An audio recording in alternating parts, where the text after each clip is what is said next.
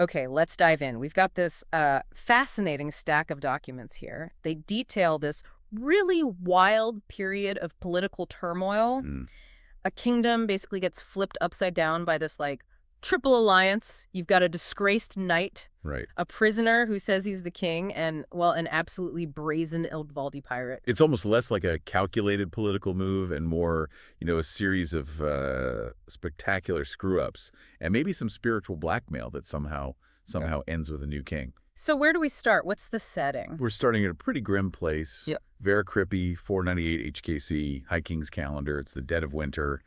And our job really is to trace how these three very different figures, Davair, Roichar, and Osphros, managed to forge an alliance. An alliance built on what? Desperation? Desperation, yeah, and eventually a pretty ruthless betrayal. It's quite the story. Let's talk about the players. Davair the Blacksword, he seems to be this constant thread, but he's always puffing himself up, right? Oh, definitely. He's driven by this almost obsessive need to justify himself.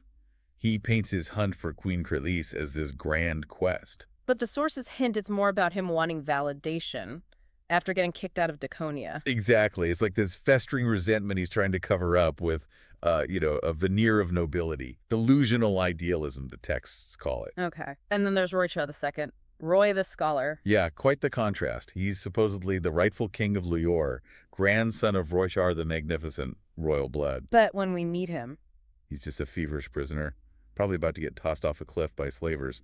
So he's got the pedigree, but absolutely zero power for now. And then the chaos factor arrives. Osphros of Tarlond.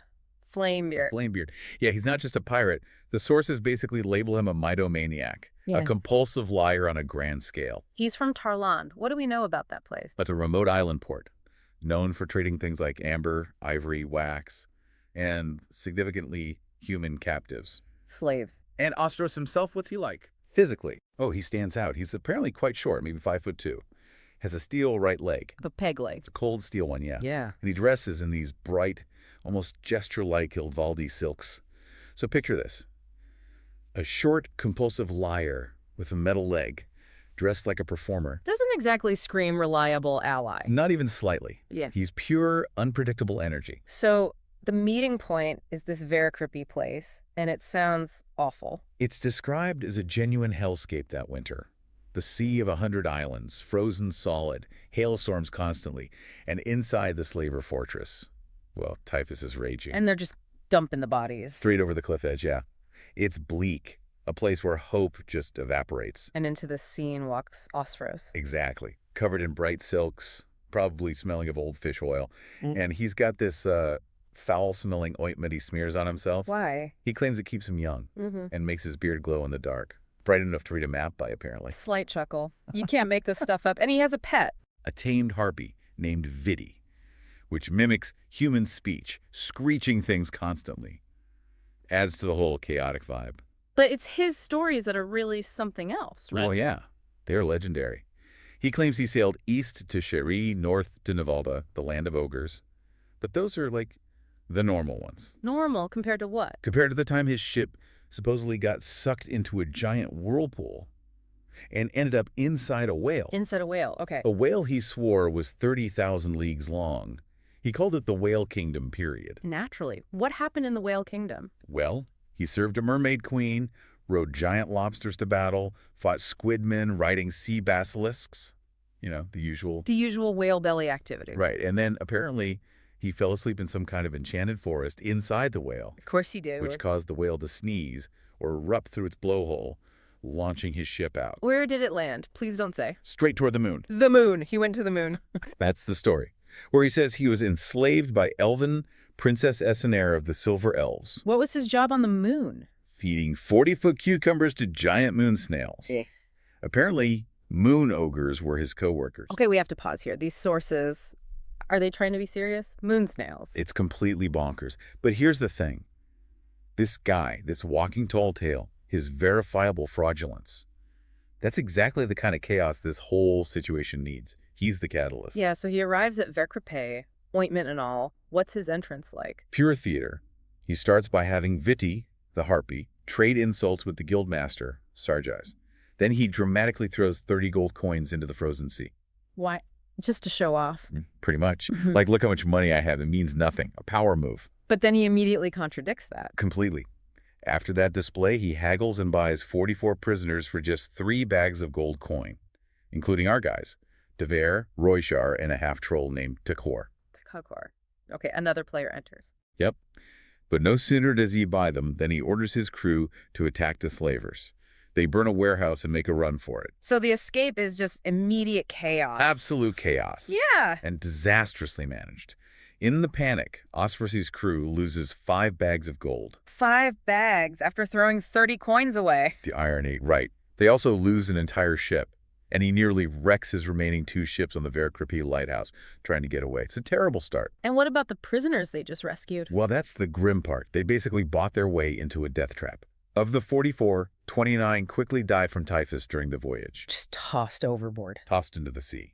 And things get worse. The fleet gets blown way off course by storms. Yeah. Osfer's own ship, the Drunken Merman, ends up wrecked. Where? Near a place called Esfrice. It's described as a treacherous reef system in the Iliac Delta. Think mangrove swamps and toadmen. Toadmen. Lovely. So Osfer's is shipwrecked, losing money, losing men. He's facing total ruin. He's apparently lamenting his fate, invoking Fraga, she's the Ilvaldi goddess of storms and love, and just generally complaining about how broke he is. And his crew. What's their reaction? His first mate, a guy named Kothlair, apparently suggests the practical solution. Just kill the remaining slaves, cut their losses, end of problem. But that's where Roichar steps in. The Scholar King. Exactly. Roichar, who's been sick and practically useless until now, sees his chance. He calmly stands up and reveals who he really is, the claimant King of Lyore. Does that actually impress anyone at this point? A king without a kingdom, stuck in a swamp? Maybe not the title itself. Yeah. But it's what happens next. That's the game changer. The harpy, Viti. Viti the harpy suddenly squawks out the real reason Osferos is in such deep trouble. The secret he's been hiding. Which is? Osferos owes 500,000 Othranti gold pieces. Wow. Okay, that's a lot. Why? For burning down Fraga's temple. Apparently while drunk. He burned down the temple of the goddess he was just praying to. You see the pattern here, right? It's a massive, deeply embarrassing religious debt. Public knowledge among the Ilvaldi, apparently. 500,000? That's astronomical. It's like burning down St. Peter's Basilica using stacks of cash as kindling. It's that level of sacrilege and debt. And Roichar, the scholar, instantly gets it. Gets the leverage. He's got Osferos cornered. The debt is huge. And Kothlair, the first mate, could easily report him back in Tarland.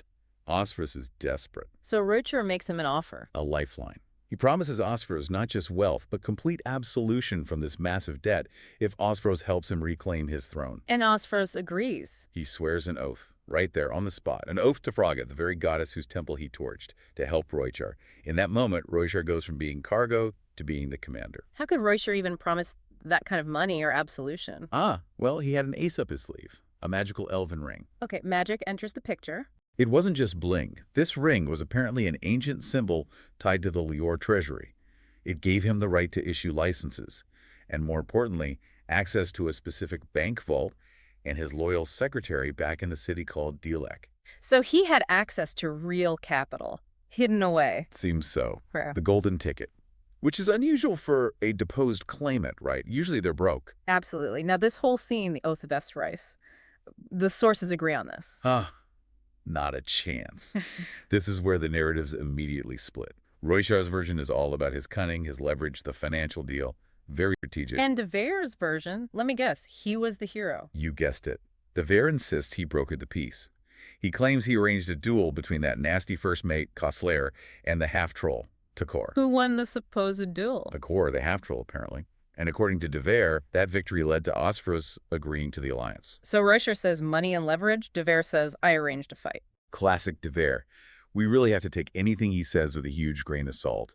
He's constantly rewriting events to put himself center stage. Does this unreliability pop up elsewhere? Oh, yeah. There's another incident around this time. They get ambushed by toadmen. Fun times in the swamp. Right. Davair claims he got hit by a shark-toothed arrow. Near death. And let me guess, Roichar saved him. Davair claims Roichar used the magical elven ring to heal him. A miracle. And Roichar sighed. Roichar's later staff just flat out dismissed it, called it a total fabrication by Davair.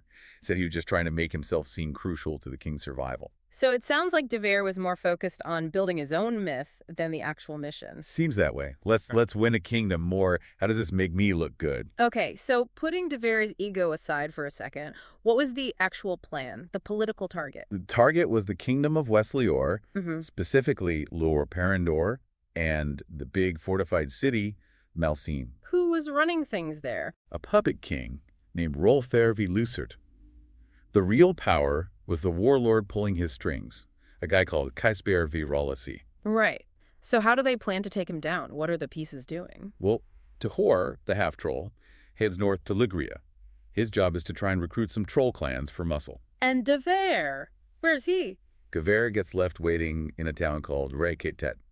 He says he was being strategic, lying low, avoiding attention. But the records show. Records show him spending his time practicing sword fighting and entering local jousting tournaments. How'd he do? Please tell me he won. He finished 118th out of 144 contestants. Oh, Davair. Yeah. Ah. A failure he immediately spun as a strategic caution, keeping a low profile, you see. Of course. Did he do anything else while lying low? He got himself some new gear, flashy black and red armor, and a new sword with a black blade. Let me guess, he claimed it was special. He claimed it was an heirloom from his real father, Prince Falcane of Caesdale, which, again, total fabrication, always trying to invent a better backstory for himself. Okay, so Tughar's off recruiting trolls. Davair is losing jousts and buying swords. What about Roichar and Osphros? When does the coup actually happen? They choose the perfect time. The massive carnival of Sage Polair's Day in Malcine. Maximum chaos and crowds. Smart. How do they blend in? Disguises.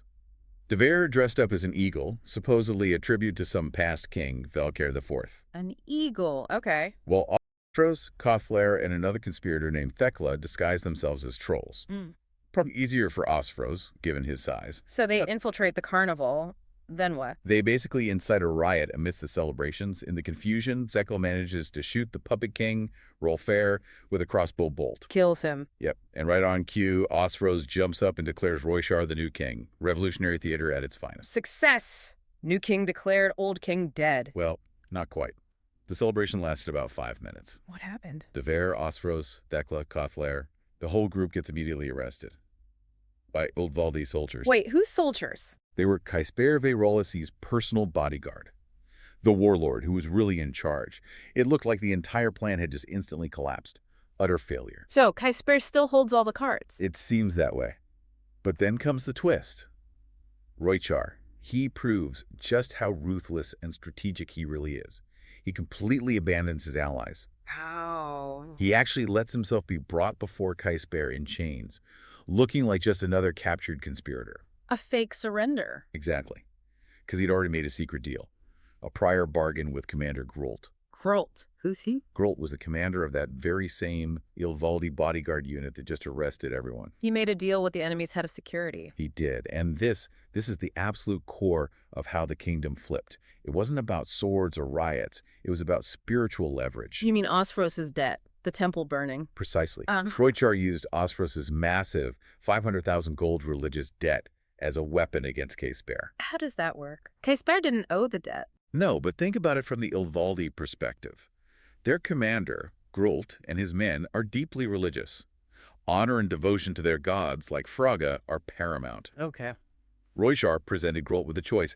You can remain loyal to Davair, your current boss, who wants to punish me but reward Osphros, the guy who burned down your goddess's temple. Ah, so Davair was going to let Osphros off the hook or even reward him. That seems to be the implication Roichar used.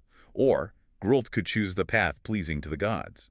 Turn against Davair, uphold religious honor, and conveniently get Roichar on the throne, who promised to deal with Osphros' debt properly. Roichar framed betraying Davair as the holy thing to do, restoring divine balance. Absolutely brilliant, isn't it? Yeah. Political genius mixed with religious manipulation.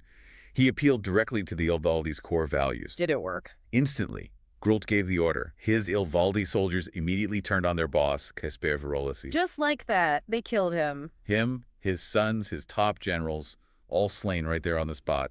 A targeted, lightning-fast massacre. It's incredible. By the next morning, Roichar II was king of West Lyore, all thanks to leveraging a drunken pirate's colossal religious debt. That is astonishing, the sheer ruthlessness and the calculation involved. And Roichar, now king, immediately showed his true colors. Paranoid, untrusting. Oh, so? He openly taunted Davair, his supposed ally. Said something like, it'd be easy to sell you out to the King of Caysdale for just 10 silver coins. Charming, after everything Davair thought he did for him. Exactly. It shows you the kind of king he was going to be. Treacherous, self-made, owing loyalty to no one but himself. But just as he's settling in, consolidating power, he gets a surprise visitor. A delegation arrives that must have genuinely unnerved him. Led by a Lady Arian. Who is she? She's identified as the niece of the late Aileron, who sounds important, and she's a priestess of Tarlon Osphoros's homeland. Davair describes her vividly. Pointed ears, white gold hair, eyes like blue flames. Sounds like an Eleni, an elf. The description certainly fits.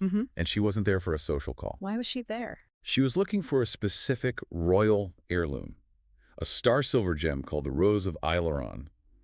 Apparently, it was gifted to Roichar the Magnificent generations ago. So, a family treasure. Does Roichar have it? Presumably. But Arian wasn't asking nicely. She delivered a warning, a pretty chilling one. What was the warning? She stated very clearly that this gem, it belonged to no man. It was intended only for someone called the Child of Light. The Child of Light? For what purpose? To defend the entire realm of Canella against something called the Destroyer, and she warned Roichar directly. If he misused the gem, it would bring him eternal torment. Wow. So right after he takes the throne through bloodshed and betrayal, he gets told the most sacred item in his treasury is basically a loaded gun meant for a prophesied hero. Talk about timing, right? He just pulled off this incredibly cynical power grab, and suddenly he's confronted with destiny, prophecy, and cosmic stakes. So what happens with the immediate players? Does Roichar keep his promises? It seems he did, mostly. Osphoros's debt was apparently handled, or at least his freedom secured for the moment. And Davair got his reward. How much? Rumored to be about 3,000 gold coins. Enough for him to continue his own quest. Back to rescuing Queen Crelis. Back to the obsession. Davair, along with Cothlair and Decor the half-troll, set off in 499 HKC. Their destination was a Draconian town called Durixigi, still chasing Crelis and her son. Did Roichar actually care about helping Davair's quest, or was Davair just a useful tool? It seems pretty clear Roichar just used him. Davair was a convenient pawn, maybe an agitator, someone to witness Roichar's rise, and then easily discarded once power was secured. So wrapping this part of the story up, we've seen a kingdom completely overturned, and it all came down to, what, a pirate's huge debt. An apparently magical elven ring that gave access to funds. And the, let's say, flexible religious loyalty of some foreign bodyguards. Pretty much. And throughout it all, the actual historical record, what really happened, is completely muddied by our main sources, Davair and Roichar, who are both deeply unreliable narrators. Always spinning things their own way. Constantly. Yeah. But the political result? That was very real. A new king, forged in betrayal. Okay, let's leave our listeners with something to think about. Yeah. You mentioned the Rose of Aileron. Right, that gem. The sources are explicit. It's meant for a future hero, the Child of Light, specifically to fight the Destroyer. But now it's held by Roichar II, a king who got his throne through, well, calculated mass murder and betraying everyone who helped him. So here's the question for you to chew on. If this artifact, meant for salvation, is in the hands of this kind of king, what does that really imply about the future, about the fate of the realm? And maybe more importantly, who should we really be thinking of as the Destroyer in this story?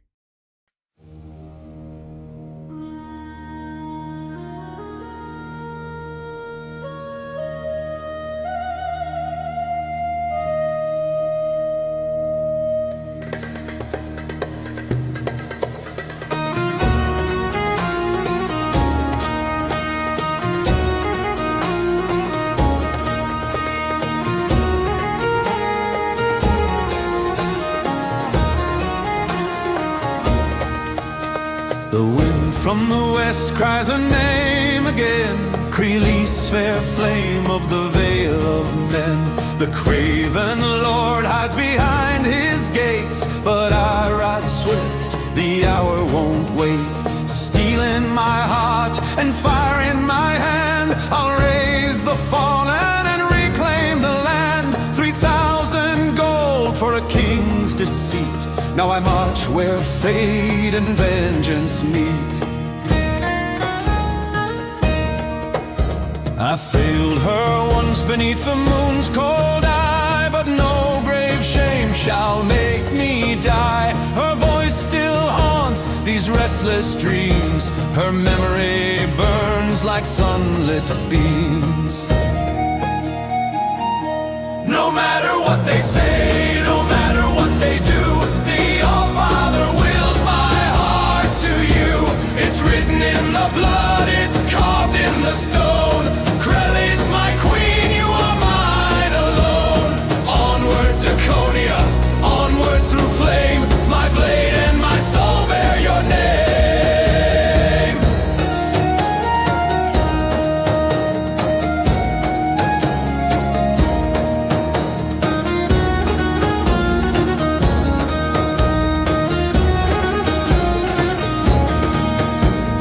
Gather the brave, the lost, the scarred, the outcast few who wear their guard. In shadow taverns I call their creed, to fight for love, for truth, for need. Through rivers roar and mountain frost, I'll pay the price, no matter the cost. Let heaven burn if it keeps us apart, for your name beats loud in my heart.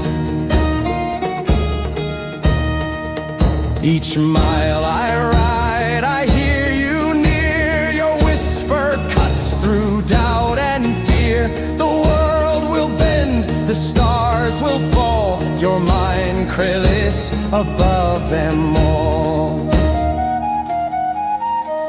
No matter what they say, no matter what they do, the All-Father wills my heart to you. The bond is sealed, the oath is true. There's nothing left but me and you. Onward, Draconia, through ash and fire. You're my kingdom, my sin, my desire.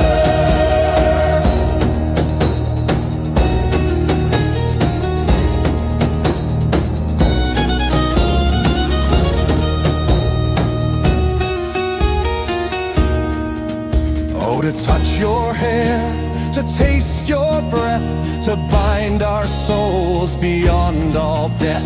Your eyes my dawn, your voice my prayer. I'll steal you from night, I do not care. Let them cry treason, let angels weep. This vow I've sown is mine to keep. No king, no god, no fate above can tear me from my destined love. The moon turns red, the stars all fade, but I see you there in the vow I made. Each thought a blade, each dream a chain. I'll find you, Crelis, through love, through pain. No matter what they say, no matter what they do, the All-Father wills my heart to you. It's written in fire, it's bound by fate. The door to my longing has no gate. Onward, Draconia, through storm and sin. I'll lose the world, but I'll win her again. Onward, Draconia, till the end of breath. My vow